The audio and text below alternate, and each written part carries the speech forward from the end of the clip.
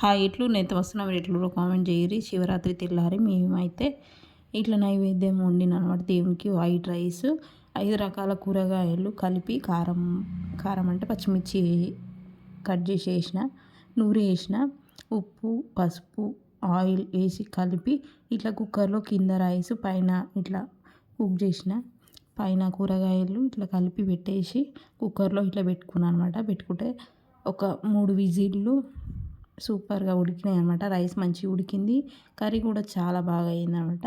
దేవుని పెట్టిన తర్వాత మేము కూడా తిన్నాం, చాలా బాగా అయింది. రైస్ కూడా మంచిగా ఉడికింది అనమాట. దేవుడికి ఇట్లా వండిన నేనైతే. మేమైతే వేరే వంటలు చేసుకున్నాం మళ్ళీ, కానీ దేవుని పెట్టినాక మేము కూడా తిన్నాము. ఇది కర్రీ చాలా బాగా అయింది అనమాట, అన్నీ కలిపి పెట్టినా కదా. అట్లా దేవునికి నైవేద్యం ఇట్లా పెట్టినాం. మీరేం పెట్టిరు కామెంట్ చేయరు ఖచ్చితంగా. నేనైతే ఇవి పెట్టిన. నచ్చితే లైక్ చేయరు, షేర్ చేయరు, సబ్స్క్రైబ్ చేసుకోరు. ఎట్లుంది మా పూజ?